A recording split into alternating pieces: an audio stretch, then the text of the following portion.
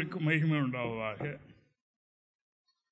மறுபடியும் இந்த கர்த்தருடைய நாள் அன்று நாம் தேவனுடைய சமூகத்தில் தேவனை மகிமைப்படுத்த தேவன் எல்லாருக்கும் அந்த கிருபைக்காக ஆண்டவரை ஸ்தோத்திரிப்போமாக.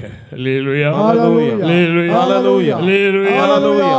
ஆண்டவர்கள் சொல்ல முடியாத யுக்காக ஸ்தோத்திரம்.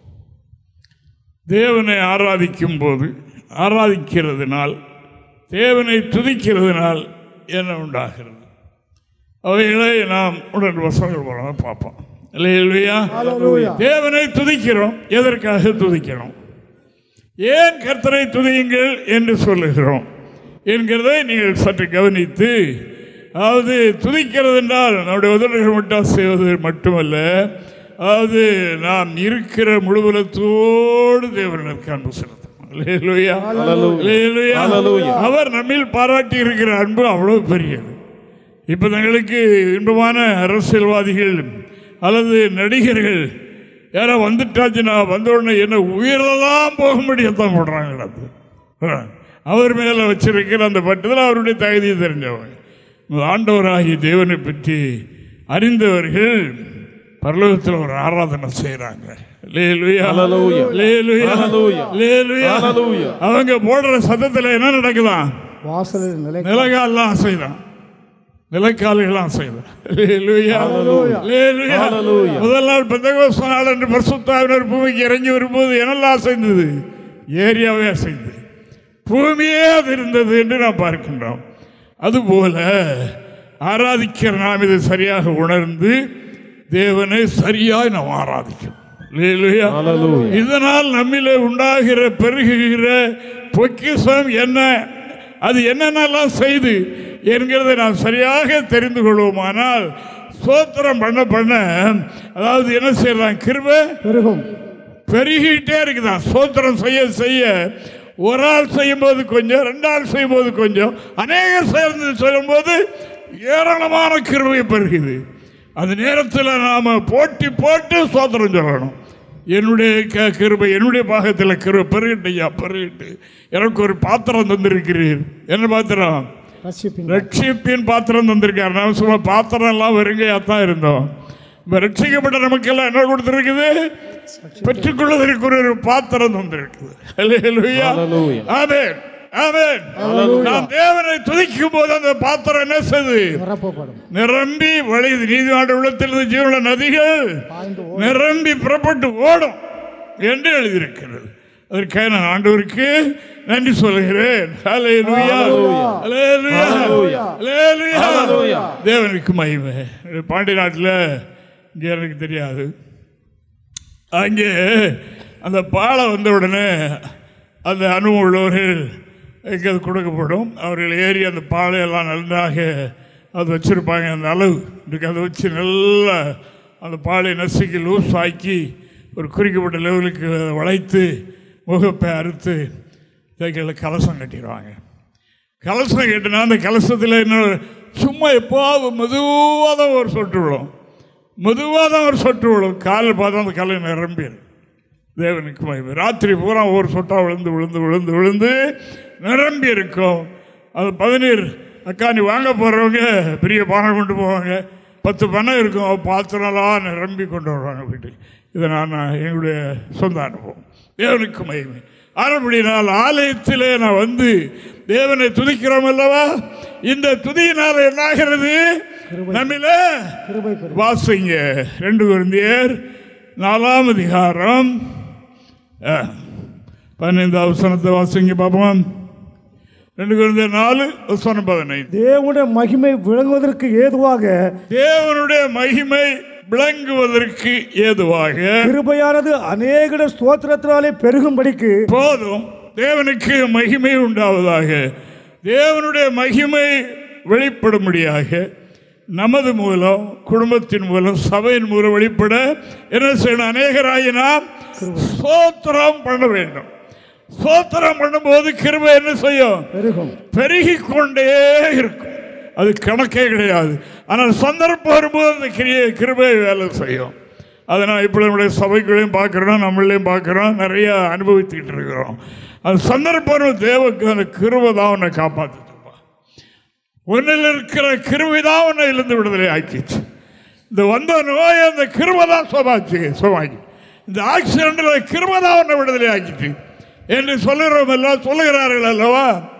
நேற்று கூட எனக்கு ஒரு ஃபோன் வந்தது. அவர் ஒரு பிஸ்னஸ் மேன், பெரிய ஆள், தேவனுடைய மனிதன், ஊழியக்காரன் கூட, அந்த ஏரியாவில் பெரிய ஆட்களும் கூட. அவர் ராத்திரி கடை அடைத்து, வேலைக்காரங்க உண்டு, கடையை அடைச்சிட்டு அந்த முழு பொருத்தி ஒன்றை அப்படி பொருத்தி வச்சுட்டு அப்புறம் வெளியே வந்து லாக் பண்ணிவிட்டு அப்புறம் அணைச்சிட்டு போகிறது பழக்கம். அன்றைக்கு வேலைக்காரன் அதை செய்வார்கள். வேலைக்காரர் செய்வார்னா அவர் ஓனர் பேச்சு வீட்டுக்கு அவர் அணைக்கலை, மறந்துட்டார். அந்த வேலைக்காரன் மறந்துட்டார். அது எரிஞ்சு கீழே வந்து உருகி அப்படியே பக்கத்தெல்லாம் பிடிக்க ஆரம்பிச்சிட்டு, எல்லாம் சரக்குகள் சாமான்கள் நிறைய இருக்குது. அப்படி பிடிக்குது. யார் காண்றது? அவர் கிடச்சிட்டு வீடு இன்னொரு பக்கம் இருக்குது, போயிட்டார். கர்த்தர் செய்கிற கிரியில் பாருங்க. நான் கொஞ்ச நேரம் சிந்திச்சேன். அதை பக்கத்து வீட்டில் ஒரு வேலைக்கார பையன் மேலே மாடியில் ஏதோ ஏறி இருக்கான் தற்சமயம். இங்கே அந்த கடைக்குள்ள புகை வர்ற மாதிரி தெரிஞ்சு ஓடி போய் அவர்கிட்ட போய் கடைக்குள்ள புகை வருது. அங்கே பார்த்தா எரிஞ்சு பரவிக்கிட்டு இருக்கு. அப்போதான் பரவிக்கிட்டு இருக்கு. ஒன்றும் அவ்வளோ பெரிய சேதம் வரல. அணைத்தார்கள். அனைத்து புகை மண்டலமாக நின்றுக்கிறது. மாற்றப்பட்டது. மக்களெல்லாம் ஊரில் நிறைய மக்கள் வந்தாங்க. வந்து என்ன சொன்னாங்க? கடவுள் தான் காப்பாற்றினார். நீங்கள் நல்லவங்க, கடவுளுக்கு பயப்படுறவங்க ஆனப்படினால், இல்லாவிட்டால் யாரும் பார்க்க மாட்டாங்க. காலையில் வந்தால் சாம்பல் தான் கிடக்கும், ஒன்றும் மீது இருக்காது. எல்லாம் எரிபொருள் தானே அந்த கடைக்குள்ளே இருக்குது. தேவனுக்கு மகிமை. ஆனப்படினால் அன்பான தேவனுடைய பிள்ளைகளே, அதாவது தேவனுடைய மகிமை விளங்கத்தக்கதாக, மகிமை விளங்குது பார்த்தீங்களா? தேவனுடைய இந்த கிருபை அவர்கள் இருக்குங்கிறது விளங்க செய்து, அநேகருக்கு விளங்க செய்து. கிருபைப்பா, உன்னோட கிருபை தான் அவனை காப்பாற்றிச்சு, உன் பொருளை காப்பாற்றிச்சு சொல்லும்படியாக இருந்தது என்று. அப்படின்னா ஒவ்வொருவரும் நம்முடைய வாழ்க்கையை சிந்திக்கணும். ஒவ்வொருவரும் சிந்திக்கணும். தேவ கிருபை எப்பெல்லாம் நம்மை காப்பாற்றிச்சது, எப்பெல்லாம் நம்மை விடுவிச்சது என்று அறிந்து என்ன செய்யணும்? அதாவது நான் ஒருவர் இல்லை, அநேக சோதனம் பண்ணுறேன் பாருங்க, அநேகர் ஜெபம் பண்ணுற பாருங்க. ஒரு நாள் 2 நேரம் முழு சபைக்கும் சோத்திர பலியர் எடுக்கப்படுது, ஜெபம் பண்ணப்படுது. 24 மணி நேரமும் ஜெப குறிப்புகள் கொடுத்து சபை முழுவதும் இங்கேயும் மற்ற இடங்களும் முழு சபை புதிய ஜெபம் ஏறெடுக்கப்படுகிறது. இது கிருபை பெருகி கொண்டே இருக்கிறது. இது நமக்கு மட்டுமல்ல, நம்முடைய சபையை சேர்ந்த ஒரு அங்கமாக இருந்தாலும் சரி, அவர்கள் வீட்டில் இருந்தாலும் வெளியே போனாலும் எங்கே இருந்தாலும் அவர்களுக்கு ஒரு ஆபத்து வருகிறது என்றால் இந்த கிருபை அங்கே தாங்கிட்டு, இந்த கிருபை அவர்களை விடுவிக்கிறது.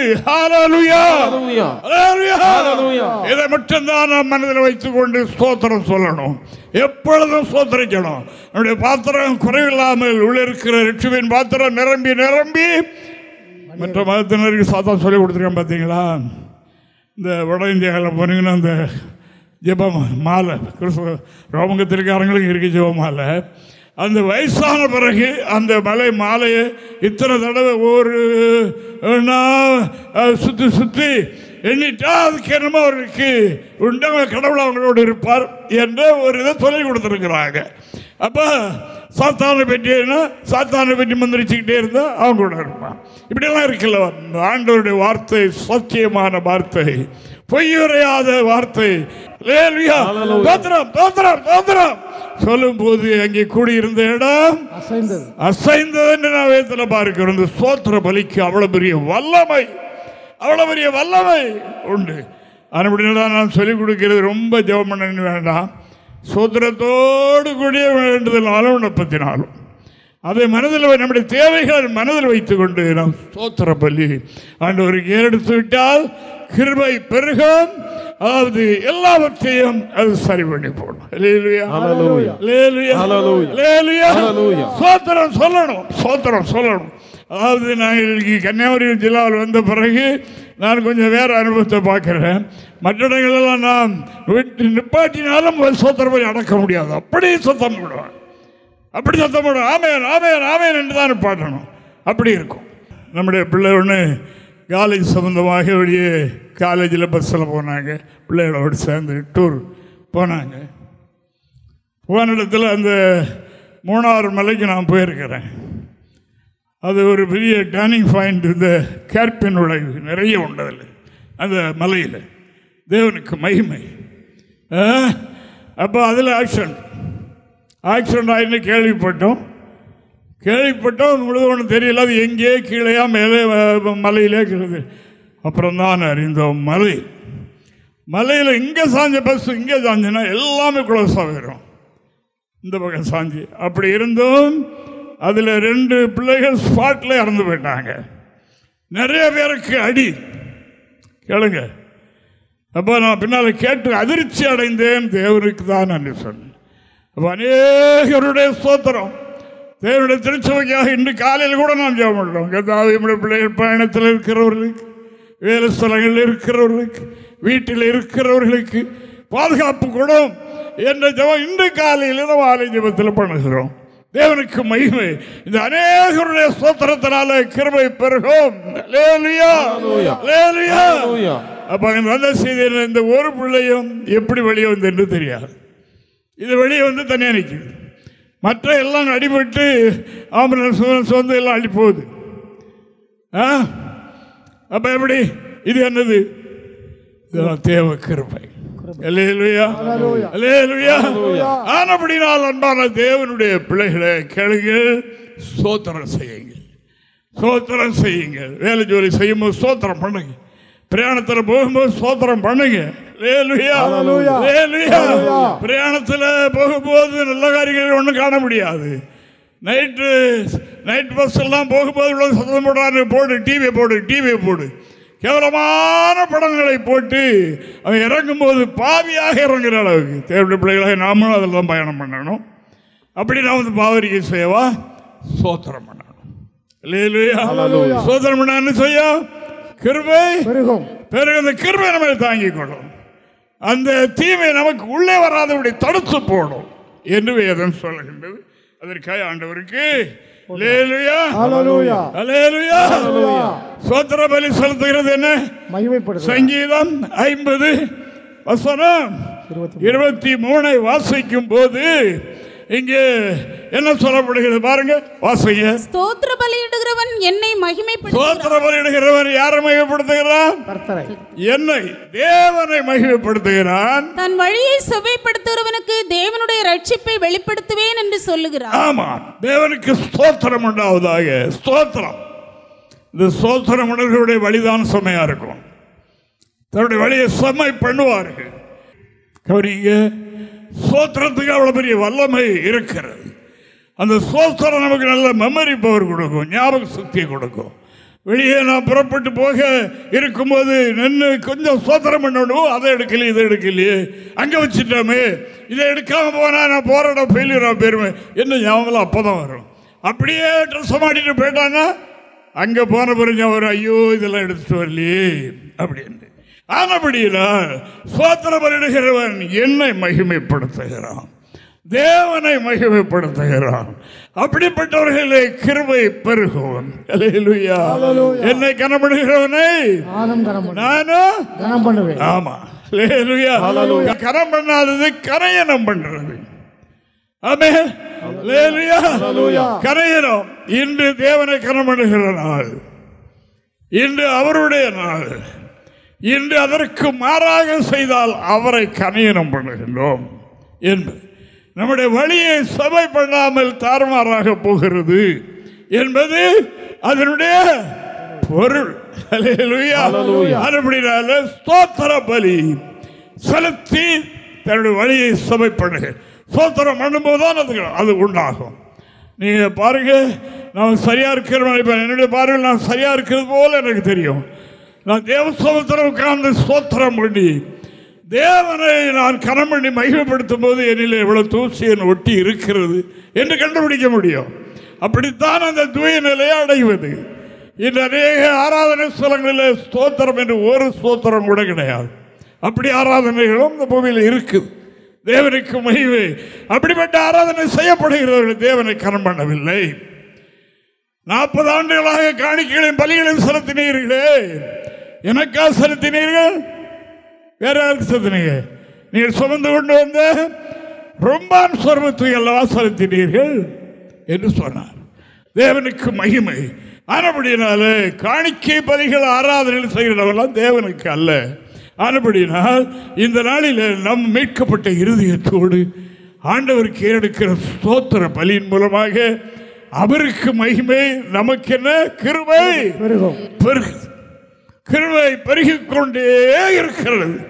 அந்த கிருபை சந்தர்ப்பம் வரும்போதுதான் மற்றவர்களும் காண முடியும். தேவனுடைய மகிமை அப்போதான் வெளிப்படும். ஓ, இவர்கள் தேவனுடைய பிள்ளைகள், இவர்களுடைய தேவ கிருபை இருந்ததில்லை. இவ்வளவு பெரிய ஆபத்தில் இருந்து, இவ்வளவு பெரிய சிக்கல் இருந்து எப்படி விடுதலை ஆனார்கள் என்று சொல்வதற்கு ஏதுவாயிருப்பது நம்முடைய ஸ்தோத்திரம். ஸ்தோத்திரம் செய்ய செய்ய இங்க பெருகிக்கிட்டே இருக்கும். தெரியாது ஏற்ற சமயத்தில் அது வெளிப்படும். அது நம்மிலிருந்து வெளிப்பட்டு கிரியை செய்யும். அது நமக்கு உதவியாக இருக்கும். நம்முடைய ஆபத்துக்கு, நம்முடைய ஆபத்திலிருந்து, நம்முடைய தீமையில் நின்று அது நம்மை விடுதலையாக்கும். பாருங்க, இந்த பிள்ளைகள் விளையாடும் போது இந்த குச்சடித்து எல்லாம் ஏதாச்சும் விளையாடும்போது இங்கேப்பட்டிருக்கும் கண்ணில் படாது. அப்போ சொல்லுவாங்க பாருங்க, இதில் ஒரு கொஞ்சம் தான் கண்ணில் படனா போச்சு, வாழ்க்கையே போச்சு. அப்போ அங்கே எங்கே படுது? கண்ணில் படாது. எல்லாம் கர்த்தருடைய கிருபை. தேவனுக்கு ஸ்தோத்திரம். அதை அறிந்த பட்சத்தில் தான் எவ்வளவு பெரிய நஷ்டங்கள், எவ்வளவு பெரிய இழப்புகள், எவ்வளவு பெரிய கஷ்டங்கள் ஏற்பட்டாலும் இந்த மந்திரத்தை விடவே மாட்டார்கள். கேள்விப்பட்டுட்டா உடனே கர்த்தர் ஸ்தோத்திரம். பார்க்கிறவங்களுக்கு பைத்தியக்காரங்களை போல தெரியும். இப்படிப்பட்ட சூழலில் சோதனை பண்ணிட்டு போறான் பாருங்க, சொல்லுவாங்க. அருமையானவர்களே, அல்லேலூயா. ஆபகுக்கு சொல்லுகிறார் பாருங்க, ஒரு வார்த்தையை வாசித்துருவோம். சொல்லுங்க, வாசிங்க. அத்திமரம் துளிவிடாமல் போனாலும், திராட்சை செடிகளில் பழம் உண்டாகாமல் போனாலும், ஒலிவ மரத்தின் பலன் அற்று போனாலும், வயல்கள் தானியது விளைவியாமல் போனாலும், கிளையில் ஆட்டு மந்தங்கள் முதலற்று போனாலும், தொழுவத்திலே மாடு இல்லாமல் போனாலும், நான் கர்த்தருக்குள் மகிழ்ச்சியாக இருப்பேன், என் ரட்சிப்பின் தேவனுக்குள் களி கூறுவேன். இத்தனையும் ஒரு விவசாயி என்னுடைய வாழ்க்கையில் ஏற்படுகிற அத்தனை நஷ்டங்களையும் அவர் சொல்லுகின்றார். இவைகளெல்லாம் ஏற்பட்டாலும் முகத்தில் அதை காட்ட மாட்டேன். முகத்தில் காட்ட மாட்டேன்.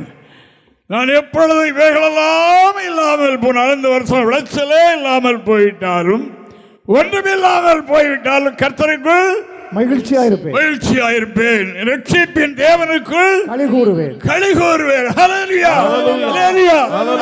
என்று சொல்லுவேன் என்று அவர் சொல்லுகின்றார். கொண்டு போட்டாலும் என்னுடைய ஆவி என்னை விட்டு பிரிய வரைக்கும் என்று பக்தர்கள் சொல்லுகின்றார். அப்படிப்பட்ட நிலையில் உள்ளவர்கள் ஆலய வழிபாடு செய்து கொள்ள மாட்டார்கள். அதாவது இந்த தேவனுக்கு நன்றி உள்ளவர்கள் இருக்கிற பாருங்க, இவங்கதான். அதாவது 10 மணிக்கு ஆராதனை ஆரம்பிச்சிருமே என்று சொல்லி 9:30 மணிக்கே கிளம்பி தேவாலயத்தில் இருப்பார்கள். கர்த்தருக்கு நன்றி சொல்லணும், கர்த்தருக்கு நன்றி சொல்லணும் என்கிற ஏக்கம் அப்படிப்பட்டவர்களுக்கு தானே உண்டா? நம்மவர்களில் அப்படி உண்டு. எல்லாரையும் நான் சொல்லவில்லை, நம்மவர்களில் அப்படி உண்டு. வீராங்கனைகள் 2 பகுதியிலும் இருக்கிறார்கள். ஆனபடியால் அருமையான கர்த்தருடைய பிள்ளைகளே, ஸ்தோத்திர பலி செலுத்துகிறவன் என்னை, தேவனை மகிமைப்படுத்துகிறான், அவனுடைய வழியையும் சுவை பண்ணிக் கொள்கிறான், அவன் கர்த்தருக்குள் சரியாக இருப்பான். ஆனபடினாலே எவரே நிருபகர்த்தான் எழுதும் போது 13ஆம் அதிகாரம் 15வது வாக்கியத்தை வாசிக்கும் போது, ஸ்தோத்திர பலியை எப்போதும் தேவனுக்கு செலுத்தணும். வாசிங்க. ஆகையால் அவருடைய நாமத்தை துதிக்கும் உதடுகளின் கனியாகிய ஸ்தோத்திர பலியை, ஆகையால் அவருடைய நாமத்தை துதிக்கும் உதடுகளின் கனியாகிய ஸ்தோத்திர பலியை அவர் மூலமாய் எப்போதும் தேவனுக்கு செலுத்த. எப்பொழுதும் நாம் எடுக்கிற ஸ்தோத்திர பலி அவருக்கு என்னத்தை கொடுக்கிறோம்? கனியை கொடுக்கிறோம். இந்த உதடுகளின் கனி அதை அவர் புசிக்கிறார், அதை ஏற்றுக்கொள்கின்றார். அவர் நன்றியுள்ள தேவன் அல்லவா? நாம் ஸ்தோத்திரம் பண்ண உடனே அவர் நமக்கு பதிலாக என்னத்தை கொடுக்கிறார்? கிருபையை கொடுக்கிறார். அல்லேலூயா, அல்லேலூயா. இதை வச்சுங்க, இந்த கிருபையை வச்சுங்க. நீ எனக்கு கனி கொடுத்தாயே, எந்த சூழலிலேயும் தேவனுக்கு கொடுக்க வேண்டிய கனியை நான் கொண்டு கொடுப்பேன். அப்படி கொடுக்கும் போது அவர் நமக்கு கிருபை தருகிறார். ஸ்தோத்திரத்தினால கிருபை பெருகிக் கொண்டே இருக்கும். ஸ்தோத்திரம் ஒரு சாதாரண வார்த்தை எண்ணி விடக்கூடாது. அது தேவனை மகிமைப்படுத்துகிறது. தேவனுக்கு கொடுக்கிற கனிக்கு சமானம், நல்ல கனிக்கு சமானம். அதை அவர் பெற்றுக்கொண்டு நமக்கு அவர் நன்றி கடனை போல நமக்கு கிருபை தருகின்றார். அந்த கிருபை நமக்குள்ளே பொக்கிஷம் பெருகிக் கொண்டே இருக்கிறது என்று வேதம் சொல்லுகிறதற்காக ஆண்டவரை அடுத்து நான் பார்க்க போகிற காரியம், ஸ்தோத்திர பலி துதி பலி செலுத்தும் போது அதற்குள்ளே வந்து வாசம் பண்ணிடுவாராம். தேவனுக்கு மகிமை. ஒரு ஸ்தோத்திரம் பண்ணிக்கிட்டே இருப்பார், அங்க என்ன இருக்கிற அவனோட தேவன் வாசமாயிருப்பார் என்று இறைவாக்கு சொல்லுகிறது. 22ஆம் சங்கீதம் 3வது வாக்கியத்தை நாம் படிக்கும் போது இப்படி பாருங்கள், ஒன்று நாம் செய்ய வேண்டாம், ஒரு பைசா செலவு பண்ண வேண்டாம், ஒன்றும் கொடுக்க வேண்டாம். தேவன் நமக்கு தந்திருக்கிற ஜீவனை கொண்டு ஆண்டவருக்கு நாம் நன்றி சொல்வோம். கனியை கொடுக்கிறது போல அவரை சந்தோஷப்படுத்துவோம். ஸ்தோத்திர பலியை அவர் ரொம்ப விரும்புகிறவர். அப்படி செய்து அவரோடு வாழுவோம். அவர் அந்த ஸ்தோத்திர பலிக்குள்ளே அவர் வாசம் செய்கிறார். இஸ்ரவேலின் துதிகளுக்குள் வாசமாய், இஸ்ரவேலின் துதிகளுக்குள் வாசமாயிருக்கிற தேவரீரே பரிசுத்தர். இஸ்ரவேலின் துதிகளுக்கு உள்ளே வாசமா இருக்கிறார். இஸ்ரவேலாக தேவ பிள்ளையாக மாறப்பட்ட கர்த்தருடைய பிள்ளைகளே, நாம் எப்பொழுதும் எந்த நேரத்திலும் எப்பவும் கர்த்தரை துதிக்கும் போது அங்கே என்ன நடக்கு, அதற்குள்ளே அவர் வந்துடுறார். நான் வேலைக்கு போனாலும் சரி, அங்கே போனாலும் சரி, எங்கே போனாலும் சரி, தூங்குறாலும் சரி, எப்படி இருந்தாலும் சரி, யாரோடு பேசிக் கொண்டிருந்தாலும் சரி, அங்கே யார் இருக்கிறார்? ஆண்டவர் உள்ள இருக்கிறார். எங்கே துதி ஏறெடுக்கப்படுகின்றதோ, அல்ல கவனிங்க, எந்த இருதயத்தில் எந்த உதவியில் இந்த துதி ஏறெடுக்கப்படுகின்றதோ அங்கே கர்த்தர் வந்து உள்ளே வாசமாயிருக்கும். தேவனுக்கு மகிமை. கர்த்தருடைய பிள்ளைகளே, இஸ்ரவேலின் துதிகளுக்குள் வாசமா இருக்கிற தேவரீரே பரிசுத்தர். தேவனுக்கு மகிமை. அநேகருடைய ஸ்தோத்திரத்தினால கிருபை இந்த நாள் கிருபை பெறுகிற நாள். அநேகராகிய நாம் ஒன்று கூடி கர்த்தரை துதிக்கிறோம். இந்த துதியிலே ஆண்டவர் இறங்கி ஆண்டவராய் தேவன் மகிமைப்படுகின்றார். கிருபை பெருகிக் கொண்டே இருக்கு. நாம் ஆராதிக்கிறது ஜெபம் பண்ணுகிறது. இதை கேட்டு சபையினுடைய எல்லா மக்களுக்கும் அந்த பாதுகாப்பு உண்டாகுது. இங்கே ஒரு பெரிய குடோன் மாதிரி, ஒரு ஸ்டோரிங் மாதிரி இங்கே அது சேமிப்பு ஆகிட்டே கிருபை இருக்குது. ஒரு அங்கம் எங்கேயோ போய் ஒரு ஆபத்தில் மாட்டிக்கிட்டு என்றால் உடனே இந்த கிருபை எங்கே போய் விடுதலை ஆக்குது. அதுக்குத்தான் ஐக்கியம் வேண்டும் என்று சொல்லுவது. பெரியவர்கள் சொல்வார்கள், தனிமரம் தோப்பாகாது. தனிமரம் எந்த ஒரு தனிமரமும் தோப்பாகாது. ஆனபடினால தேவனுக்கு ஸ்தோத்திரம் பண்ணாவதாக. ஒருவன் 1000 பேரையும் 2 பேர் 2000 பேர் தானே துரத்தணும். வேலை எவ்வளவு கூடுதல் பார்த்தீங்களா? அப்ப நான் அநேகராய் சேர்ந்து கர்த்தரை துதிக்கும் போது கிருபை பெருகிக் கொண்டே இருக்கிறது. கிருபை பெருக தேவனுடைய பிள்ளைகள் உணர்ந்து கொள்ளுங்க. வீட்டில் இருந்து எங்க இருந்தாலும் சரி, உங்களுடைய மைண்ட் வந்து வேற எங்கேயும் போகாம ஸ்தோத்திர பலியே எடுத்துக்கொண்டிருங்க. எவ்வளவு பெரிய சிக்கல்கள் வந்து கொண்டிருந்தாலும் சரி, என்ன செய்யணும்? ஸ்தோத்திரம்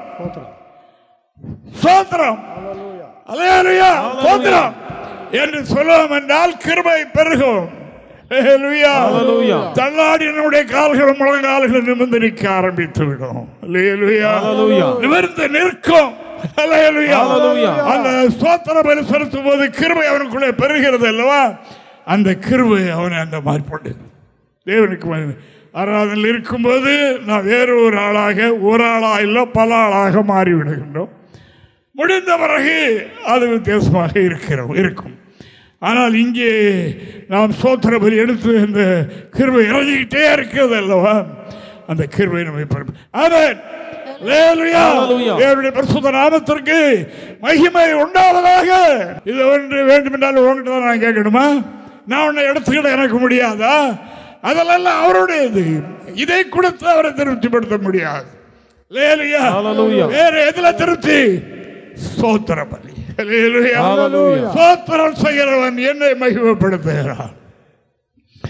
ஸ்தோத்திர பலியிடுகிறவன் உதவிகளின் கனி எனக்கு தருகின்றான். அவனுடைய உதவிகளின் கனி எனக்கு தருகின்றான்.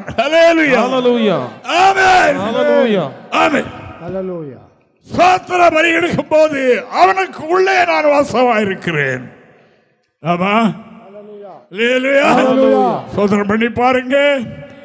இது முதற்கொண்டு இடைவிடாத எந்த சூழலையும் எல்லாவற்றிலும் சோதனம் பண்ணி பாருங்க. அப்ப உங்களுக்கு அதில் உள்ள பூஸ்டிங் என்னன்னு தெரியும். செய்யுங்க செய்யுங்க. தேவனுடைய பரிசுத்த நாமம் மகிமைப்படுவதாக. ஸ்தோத்திர பலி அவருக்கு எப்படி இருக்குதா? ரொம்ப இன்பமா இருக்கு. ஸ்தோத்திர பலி ஒரு ஆழத்தில் செய்கிற ஆள் செய்யறாங்கன்னா இன்பமா இருக்கு. இன்பமா இருந்தா எப்படி இருக்கும் பாருங்க. ஐக்கியமா இருப்பாங்க அப்படி ஆட்களோட. அவர்களுக்கு இந்த இன்பமான காரியங்கள் வெளிப்பட்டாலும் கண்ண மூடி தலை ஆடிட்டு ரசித்துக்கிட்டு இருப்பாங்க இல்லையா? ஆமே.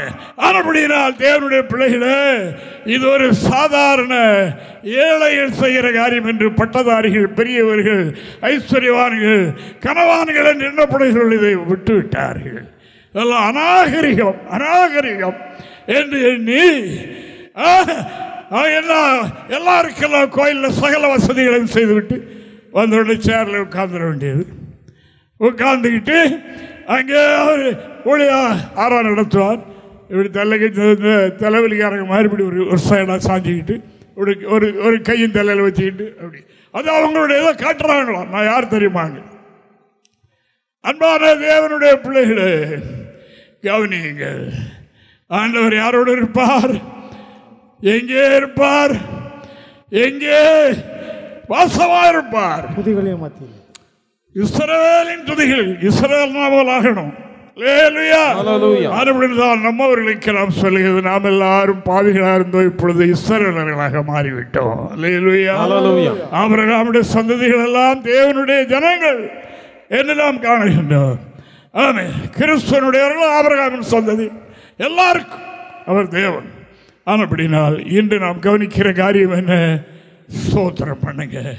நீ உலகத்தில் எதை சம்பாதித்து சேர்த்து பேங்க்லயோ வீட்டிலேயோ குடோன்லயோ சேர்த்து வைத்தாலும் ஒன்றும் இல்லை. நீ ஸ்தோத்திர பலி செலுத்த எங்க சேருது? அங்கே சேருது. கிருபை பெருகிட்டே இருக்குது. ஆனபடினால் நாம் எல்லோரும் தேவ கிருபையினால் நிரப்பப்படுவதற்கு அப்படி செய்வோம். வாசிங்க 147 சங்கீதம் 12 வசனங்களை வாசிங்க. 147 சங்கீதம் 1-2. கர்த்தரை துதியுங்கள், நம்முடைய தேவனை கீர்த்தனம் பண்ணுகிறது நல்லது. தேவனை கீர்த்தனம் பண்ணுவது, ஆராதிப்பது, துதிப்பது நல்லது. துதித்தலே இன்பமும் ஏற்றதுமாய் இருக்கிறது. அவருக்கு இன்பமும் ஏற்றது எது?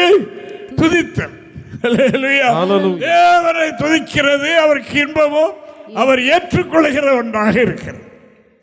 யாருடைய வாயிலிருந்து வந்தாலும் சரி, பரம ஏழைகளாக இருந்தாலும் சரி, ஒன்று அறியாத எழுத்தறிவில்லாதவர்களாக இருந்தாலும் சரி, எந்த சூழலில் உள்ளவர்களாக இருந்தாலும் சரி, அவருக்கு ஏற்றதும் அவருக்கு இன்பமானது என்னது? ஸ்தோத்திர பலி. தேவனுக்கு மகிமை. அப்படினால அநேகராகி கூழ்ந்திருக்கிற நாம் நம்ம மத்தியில் என்ன எடுக்க முடியும்? ஸ்தோத்திரம். நீ ஸ்தோத்திரம் பண்ணினால் உங்களுக்கு தான் லாபம். எவ்வளவு துதிக்கிறீர்களோ அவ்வளவுக்கு உங்களுக்குள் இருக்கிற பாத்திரத்தில் நிரம்பிக்கிட்டே இருக்கும். அது ஏற்ற சமயத்தில் சகாயம் செய்யும். ஏற்ற சமயத்தில் எப்போ தேவையோ. கோயம்புத்தூர்ல நமக்கு ஒரு ஆலயம் கட்டணும். இங்க இருந்து தான் மேஷன்லாம் கொண்டு போயிருந்தோம். காங்கிரீட் போடுறதுக்கு கட்டுமான வேலை எல்லாத்துக்குமே கொண்டு தங்க வச்சுட்டு அந்த கோயிலை கட்டணும். சாமநாயக்கம் பாளையம் என்ற இடத்துல. தேவனுக்கு மகிமை. நாங்களும் அங்கே தங்கியிருந்தோம். ஒரு வசதியும் கிடையாது, ஒரு காடு. அப்போ காடு, எத்தனை அப்போ சொன்ன வார்த்தை இப்போ பெரிய இடமாக மாறி. தேவனுக்கு மகிமை உண்டாவதாக. அப்படி இருக்கும்போது நாங்கள் கொஞ்சம் தள்ளி தங்கியிருக்கிறோம். எங்கே வேலை மேசன் ரொம்ப மேஸ்திரி ரொம்ப நல்லா, ரொம்ப விசுவாசி நான் அவர்கள் காப்பீடு பட்டுள்ளவர். தேவனுக்கு மகிமை. அப்போ அவர் கொஞ்சம் வேலை பாக்கி இருக்குன்னு சொல்லி ஒரு பையன்கிட்ட கொடுத்துட்டு இவ்வளோ தண்ணி கொஞ்சம் தேய்ச்சி விட்டுட்டு வந்துருப்பா, நான் போய் கால்கை கிளவுறேன் பண்ணுறேன்னு சொல்லிட்டு அவரும் வந்துட்டார். எலக்ட்ரியும் கிடையாது, இருட்டார். அப்புறம் அவர் திடீர்னு பையனை இவ்வளோ நேரம் ஆச்சு காணலையே அப்படின்னு சொல்லி அங்கே போயிருக்கிறாரு. போகும்போது அவன் ஒரு கயிறில் தொங்கிட்டு நடக்கிறான். அங்கே கீழே இறங்கன்னு இறங்கியிருக்கிறான். இது ஒரு கயிறு ஒன்று சுருக்காங்க முடிகிறி. கொஞ்சம் இவர் போகலைன்னா முடிஞ்சு போவோம். பதறி எடுத்து அவனை அறுத்து விட்டு கூட்டு வந்தேன். அப்போ தான் நம்ம நம்மளை வெக்கப்படுத்த விட மாட்டார்ல. நம்ம அங்கே இருக்கிறோம் பிரஜாதிகள் மத்தியில், ஒரு சேதமும் வரலை. ஆனால் சாத்தான் கண்ணி வச்சிருந்தான், கண்ணியில் கொஞ்சம் அகப்படவும் செய்தார், ஆனால் ஒரு சேதமும் வரல. இதெல்லாம் நாம் அனுபவ ரீதியாக கண்டு அனுபவித்த காரியங்கள். ஆனபடியால் அன்பான தேவனுடைய பிள்ளைகளே, நாம் ஒவ்வொரு காரியத்துக்கும் தேவ சமூகத்தில் உயிரை கையில் ஏந்தி முழங்காலிக்கிறது. நான் ஜெபம் பண்ணிக்கொண்டே இருக்கிறோம், ஸ்தோத்திரம் பண்ணிக்கொண்டே இருக்கிறோம். அல்லேலூயா. இந்த ஸ்தோத்திரத்தினால் பெறுகிற கிருபை முழு சபையும் காக்கும். நான் மட்டுமல்ல, எல்லா பிள்ளைகளுடைய ஸ்தோத்திர பலியினால் அந்த கிருபை மொத்தமாக போய் இடத்தில் பெருகி நிற்கிறது இருக்கு குடான்மாள். அருமையானவர்களே, இன்று நமக்கு தருகிற ஆலோசனை நமக்கு, நம்முடைய குடும்பத்துக்கு, நம்ம சார்ந்தவர்களுக்கு, நம்முடைய திருச்சபைக்கு எல்லாவற்றிற்கும் அந்த பாதுகாப்பு வேண்டும். அது தேவனை மகிமைப்படுத்துகிற கூட்டமாக இது எண்ணப்பட வேண்டும். அதற்கு நாம் செய்ய வேண்டிய காரியம் என்ன செய்யணும்? ஸ்தோத்திரம். அவருக்கு இன்பமே ஏற்றது இந்த ஒண்ணுதான். அவர் ஏற்றுக்கொள்கிறதும் அவருக்கு மகிழ்ச்சி ஊட்டுகிற இன்பமும் இந்த ஒண்ணுதான். சுதித்திலே தேவனுக்கு இன்பமானது, அது அவருக்கு ஏற்றது என்று வேதம் சொல்கிறது. சிங்காசனத்திலிருந்து ஒரு சத்தம் உண்டாயிட்டா, என்ன உண்டாயிற்று? அதாவது சிறியோரே பெரியோரே யாவரும் கர்த்தரை ஸ்தோத்திரியுங்கள் என்று சொல்லிட்டு, அதுபடினால எல்லாரும் சின்ன பிள்ளைகளும் எல்லாரும் கடைசி காலத்தில் குழந்தைகள் பாலகர் வாயினால துதி உண்டாக செய்வேர் என்று எழுதியிருக்கிறது. ஆனால் கர்த்தரை துதிப்போம், இதை சாதாரணமாக எண்ணிவிட வேண்டாம். ஏதோ ஆராதனை ஒழுங்கு என்று சொல்லி மௌனமாயிருந்து விடவும் வேண்டாம். நம்மை கர்த்தர் பார்க்கிறார். ஊழியக்காரர்கள் பார்க்கும்போது, அதாவது அவர்களுக்கு மனதில் பாரம் உண்டாகுமானால் அவருக்கு எப்படி இருக்கும்?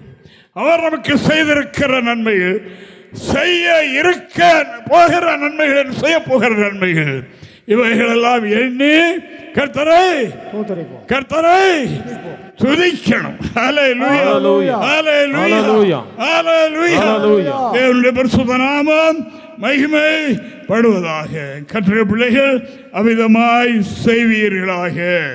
தேவனுக்கு மகிமை உண்டாவதாக. நாம் சில சம்பவங்களை சொல்லிக்கொண்டே வந்தேன்.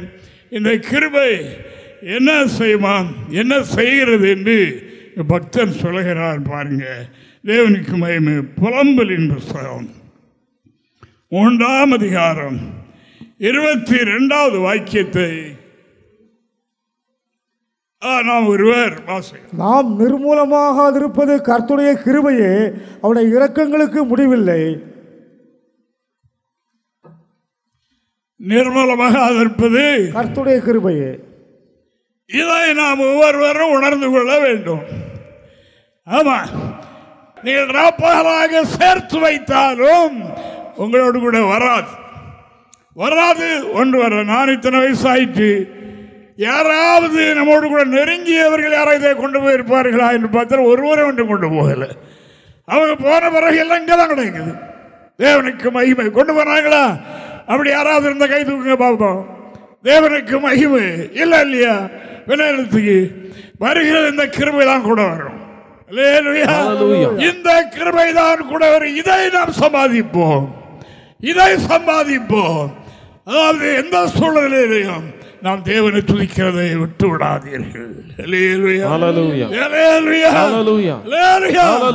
தேவனை துதிக்கிறதை விட்டீர்கள் என்றால் பழைய மனிதனுடைய பாசைகள் வர ஆரம்பித்துவிடும்.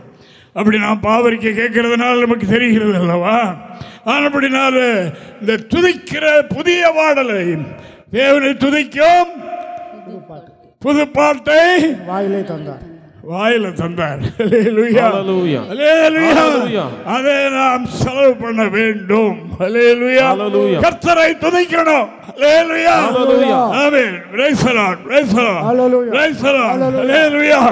தேவனுக்கு மகிமை உண்டாவதாக. தேவனை துதித்தீர்கள் என்றால் கிருபை பெருகும். இந்த கம்பெனிகளை வேலை பார்க்கிறவங்க நீங்களாம் பார்க்கிறவங்க தானே. அதாவது 10 மணி நேரம் வேலைன்னா வேலை முடிச்சுட்டு ஓவர் டைம் எடுத்தாலும் இருக்கும். அந்த ஓவர் டைம் பார்க்கறது கொஞ்சம் பேர் நின்றுவாங்க. சிலர் பேருவாங்க, சிலர் கிடைப்பாங்க.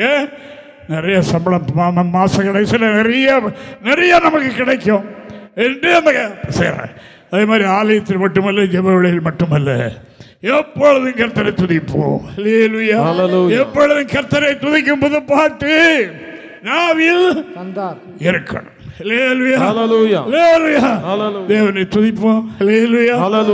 உட்கார்ந்து 4 பேர் 5 மணி உட்கார்ந்து துதி மட்டும் பண்ணிக்கிட்டே இருங்க, உங்களை தூக்கும்.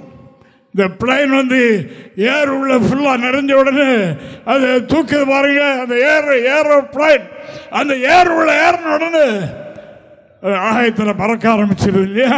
தேவனை துதித்து பாருங்க, பூமியில் இருக்கிறவங்களை தூக்கும். உள்ளத்தில் மகிமை மகிழ்ச்சி உண்டாகும். அது மட்டுமல்ல, இந்த கிருபையினால நமக்கு உண்டாகிற நன்மைகள் ஏராளம்.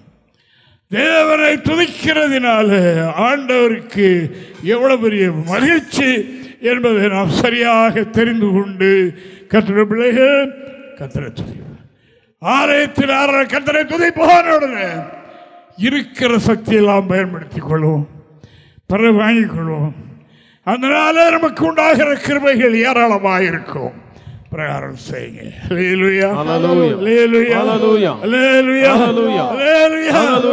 சொன்னா உங்களுக்கு சிலருக்கு என்னன்னா, ஓ அதே சத்தம் சதங்கள் மைக்கு கொடுத்தா சத்தம் கேட்கும் அப்படின்னு சொல்லிடுறாங்க. கிடையாது. மைக்கு இந்த போனலாம் இன்றைக்கு தான் வந்தது. அன்றைக்கு நாங்கள் நம்ம ஆலயம் வள்ளியூரில் அச்சத்தில் இருக்கு. அங்கே ஆராதனை ஆரம்பித்தோடனே பஸ் ஸ்டாண்ட் இருந்து 1 கிலோமீட்டர் அங்கே கேட்கும் சத்தம். அங்கே இருந்து ஓடி ஓடி வருவாங்க. தெரியுதா? பழைய ஆட்கள்கிட்ட கேட்டு பாருங்க. தேவனுக்கு மகிமை உண்டாவதாக. அப்படினால் அருமையான தேவனுடைய பிள்ளைகளே, கர்த்தரை துதியுங்கள். சொல்கிற வார்த்தைகளை பொன்னான வார்த்தைகளாக ஏற்றுக்கொண்டு அதை நடைமுறைப்படுத்த பிரயாசப்படுங்கள். ஒன்றாக சேர்வது கர்த்தரை துதிக்க. அதாவது எல்லாரும் சேர்ந்து துதிக்கும் போது கர்த்தருடைய பெருகும். நேற்று ராத்திரி நான் ஜெபத்தை பற்றி சொன்னேன். தாவீது ராஜா அழைப்பு கொடுக்கிறார். எதற்கு அழைப்பு கொடுக்கிறார்? நம்மை உண்டாக்கின கர்த்தருக்கு முன்பாக பணிந்து குனிந்து முழங்கால் படியிட கடவோம். வாருங்கள், ஞாயிற்றுக்கிழமை வாருங்கள், கோயிலுக்கு வாருங்கள். எதற்காக? கர்த்தரை தொழுது கொள்ள. அதற்கு தான் அழைப்பு. இங்கே ஓய்வு எடுக்கல, ரெஸ்ட் எடுக்கல. இந்த 3 மணி நேரம் ஆராதனையில் விழிப்பாக இருந்து கர்த்தரை ஸ்தோத்திரிப்போம். இதில் கிருபை பெருகும். தேவனுக்கு ஸ்தோத்திரம். நம்மை நிர்மூலமாக்கி போட முடியாத ஆபத்துகளை சத்துரு வைத்திருந்தாலும் கிருபை நம்மை விடுவிக்கும், தாங்கும், காத்துக்கொள்ளும். இன்று பிழைத்திருக்கிறது தேவ கிருபை. அந்த கிருபை எந்த சூழலில் நம்மை தாங்க போதுமானது. கிருபையை சேர்ப்போம். தேவனை துதித்து கிருபையை பெருக்குவோம். நம்முடைய சோர்வை அகற்றும், விலகினத்தை அகற்றும், நமக்கு மறைவாய்த்திருக்கிற ஆபத்திலிருந்து விடுதலை ஆக்குவோம். இந்த ஸ்தோத்திர பலி செலுத்துகிறவர்கள் ஆண்டவருக்கு என்ன கொடுக்கிறார்கள்? கனி கொடுக்கிறார்கள். உதவியின் கனியாகிய ஸ்தோத்திர பலி. அல்லேலூயா, அல்லேலூயா. இந்த ஸ்தோத்திர பலி செலுத்துவது அவருக்கு இன்பம், அது அவருக்கு ஏற்றுக்கொள்ளக்கூடியது, ஏற்றது என்று வேதம் சொல்லு. இந்த ஸ்தோத்திர பலி யார் செலுத்துகிறார்களோ, தனியாக பயணம் செய்தாலும் சரி, வீட்டில் இருந்தாலும் சரி, எந்த சூழலில் இருந்தாலும் சரி, அந்த துதிக்குள் யார் இருக்கிறார்? துதிக்குள் தேவன் வாசமா இருக்கிறார். இஸ்ரவேலின் துதிகளுக்குள் வாசமா இருக்கிற தேவன், அவரே பரிசுத்தர். எல்லாரும் கர்த்தரை துதிக்கணும், எல்லாரும் கர்த்தரை துதிக்கணும். பலன் இருக்கிறவர்கள் முழங்காலில் நின்று கொஞ்ச நேரம் கர்த்தரை ஆராதிக்கும். மற்றெல்லாம் நாம் செய்கிறோம் அல்லவா? தேவனை நான் முழங்கால் பண்ணிட்டா. நேற்று அதை நான் சொன்னேன், நேற்று ராத்திரி ஜெபத்தில்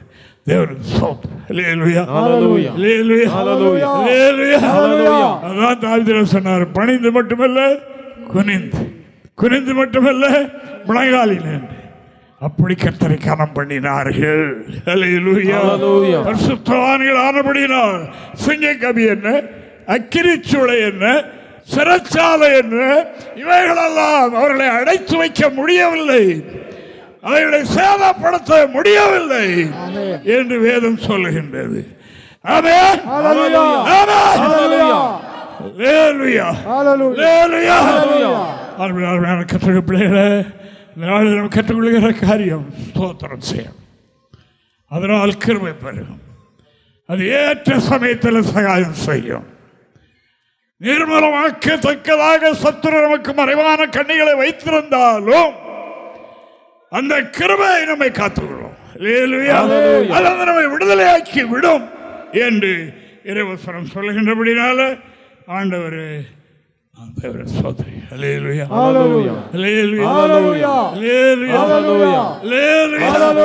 எவ்வளவு பெரிய பாடியா இருந்தாலும் சந்தர்ப்பம் வரும்போது என்ன சொல்கிறாரு? கலக்கமா இருக்கு, பயமா இருக்கு, இப்படி எல்லாம் இருக்குன்னு சொல்ல கேட்கிறோம் அல்லவா? கேட்கிறோம் அல்லவா? ஆனால் இங்கே கர்த்தருடைய வார்த்தை என்ன சொல்லுகிறது என்று சொன்னால், எபிரேயர் 13ஆம் அதிகாரம் 8-9 வசனங்களை மட்டும் வாசிக்கலாம். இயேசு கிறிஸ்து நேற்றும் இன்றும் என்றும் மாறாதவராய். அன்றைக்கு நான் அப்படி அற்புதங்கள் நடந்து இப்பொழுது இல்லை என்று சொல்வதற்கு இல்லாம அந்த வசனம் எழுதியிருக்கு. இயேசு கிறிஸ்து நேற்றும் இன்றும் என்றும் என்னைக்கும் மாறாதவராய் இருக்கிறார். பலவிதமான அந்நிய போதனைகளால் அலைப்புண்டு தெரியாதிருங்கள். அதாவது சந்தர்ப்பம் வரும்போது மனதை அலைய விட்டுறக்கூடாது. அங்க போமா, அங்க போமா, அங்க பார்க்கலாமா, அவர்கள் இப்படி எல்லாம் அலைய விட்டுறாதுங்க. அந்த கிருபை உங்களுக்குள்ள இருந்தால் அப்படி அலைய விடாது. இயேசு கிறிஸ்து நேற்றும் இன்றும் என்றும் மாறாதவர். என்றைக்கும் கடைசி என்றைக்கும் மாறாது, அது கடைசும் கிடையாது. மாறாதவர். இன்றும் அவரை நம்பி அவரை கூப்பிடுகிறவர்களுக்கு சகாயம் செய்ய தயாராக இருக்கிறார்.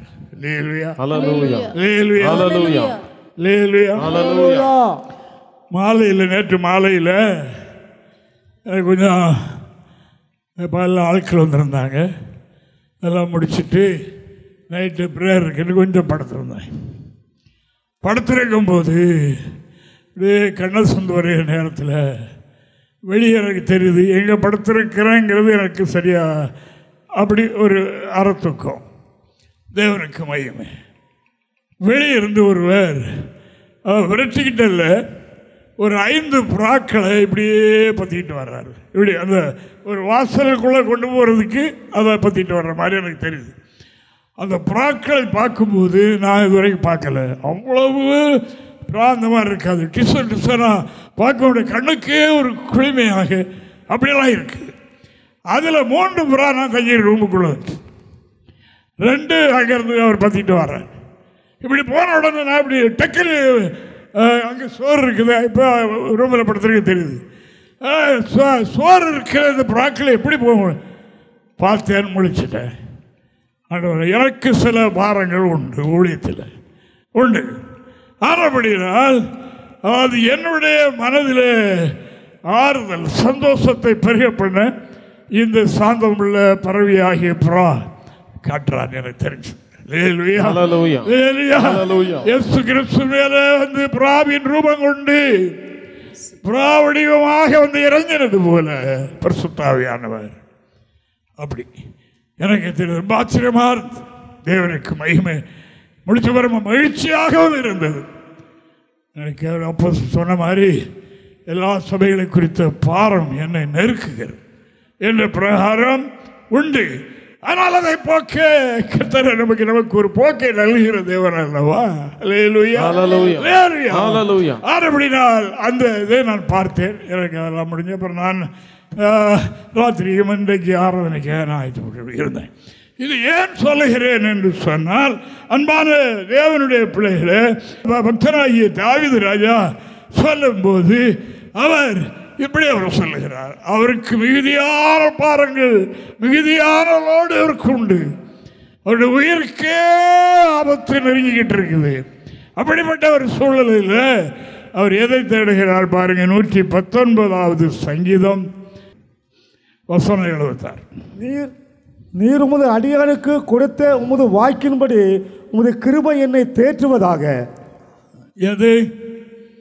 இருதயத்தை தேற்றுவதும் இருதயத்தை ஸ்திரப்படுத்துவதும் கிருபை. கிருபைதான். வேற என்னத்தினால வேற எதனாலையும் இருதயம் ஸ்திரப்படவே செய்யாது. அந்த கிருபை தான் இருதயம் ஸ்திரப்படும். ஆள் பெரிய ஆளா இருந்து பயில்வானாக இருந்துட்டாலும் இருதயம் தோண்டு போய்விட்டால் எல்லாம் போச்சு, ஒண்ணு வேலை செய்யாது.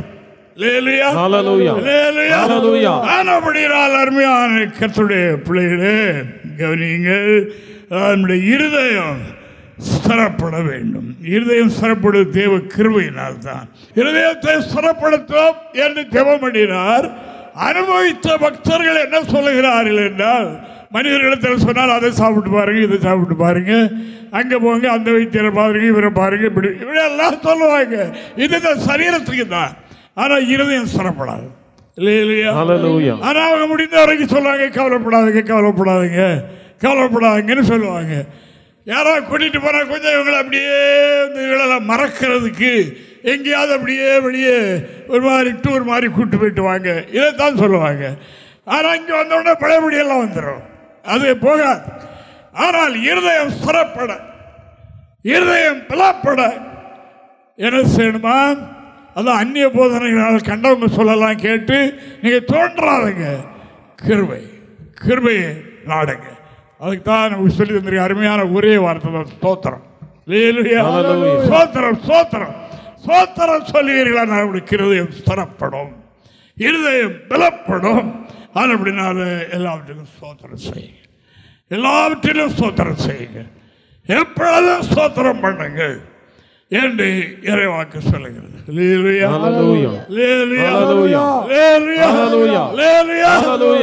அப்படினால் தேவனுடைய பிள்ளைகளை கூடி வரும்போது ஸ்தோத்திரம் செய்யுங்கள். லீடு பண்ணுகிறவங்க சத்தத்தை குறைக்கும் வரைக்கும் ஸ்தோத்திரம் பண்ணிக்கொண்டே இருங்க. அது உங்களுக்கு கிருபை பெருகிக்கிட்டே இருக்கும். இப்போ அநேக காரியங்களை பார்த்தோம். இந்தந்த கிருபையெல்லாம் நமக்கு கிடைக்கும். நம்மோடு கர்த்தர் வாசமாக இருப்பார். கிருபையினால, போஜனத்தினால் அல்ல, கிருபையினால் இருதயம் ஸ்திரப்படுவது நல்லது. அந்த ஒன்றுதான் நல்லது. வேற ஒன்றுனாலையும் இருதயம் ஸ்திரப்படாது. யார் என்னத்தை கொண்டு கொடுத்தாலும் சாப்பிட்டாலும் இருதயம் ஸ்திரப்படாது. சரீரம் என்ன ஊதிக்கிட்டு போகலாம், தேவனுக்கு மகிமை அதல்ல. நம்முடைய இருதயத்தில் கிருபை தங்குவதற்கு, கிருபை பெருகுவதற்கு, ஆண்டவரை மகிமைப்படுத்துவதற்கு ஸ்தோத்திரம் செய்யுங்கள்.